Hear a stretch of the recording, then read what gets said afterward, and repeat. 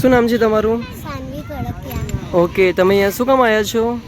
જમવાનું જમાડવા અને સેવા કરવા. ઓકે, તો તમે દર સન્ડે આવો છો? હા. કેવું લાગે છે? સારું.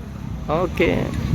મનુષ્યની સૌથી મહત્ત્વની જરૂરિયાત છે રોટી, કપડાં અને મકાન.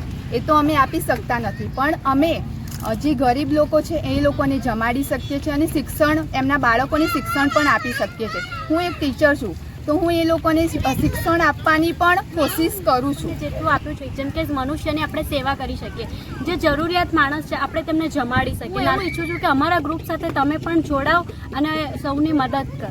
અને અમારા ગ્રુપનું નામ છે સાથ ચેરિટેબલ ટ્રસ્ટ. Thank you.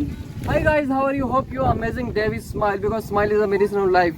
અને આજે મેં દાહોદમાં જ છું અને આજે મને મળ્યું છે એક ગ્રુપ. તો એ ગ્રુપ જમણ જમાડે છે અને દર સન્ડે જમાડે છે અને ઘણા વર્ષોથી જમાડી રહ્યા છે. દાહોદમાં ચલાવીએ છીએ સાથ ચેરિટેબલ ટ્રસ્ટ કરીને. અમે છેલ્લા 2 વર્ષથી આ કાર્ય કરીએ છીએ અને અમને જોઈતો સહકાર નથી મળી શક્યો હજી સુધી. તો અમારે એક જ રિક્વેસ્ટ છે બધાને કે ખાલી તમે સહકાર આપો અમને. અમે કોઈને એવું નથી કહેતા કે પૈસા આપો તો જ તમે સહકાર આપશો.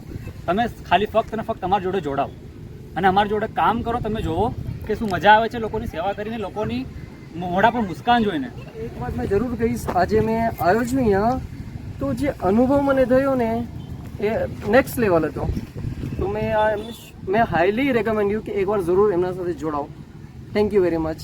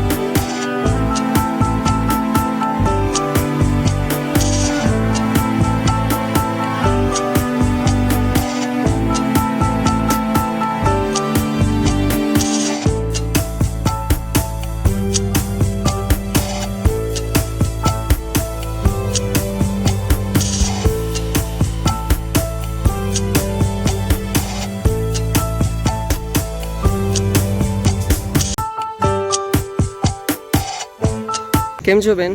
બસ મજામાં. આજે તમે સેવા કરી, કેવું લાગ્યું? બહુ જ મસ્ત લાગે. તો કંઈક અનુભવ કહેશો તમારો? હા, અહીંયા આગળ અમે હર સન્ડે આવીએ છીએ, એવરી સન્ડે.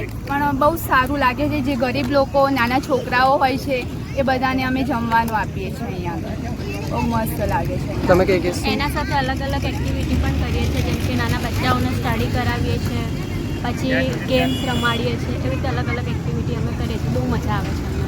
તમે કંઈ કહેશો? દર સન્ડે હું આવું છું. મને બહુ સારું લાગે છે અહીંયા સેવા કરવામાં અને બધાને જમાડવામાં મને બહુ જ ખુશી થાય છે. બાળકોને જમાડવામાં બહુ ખુશી મળે છે અને બહુ આનંદ આવે છે.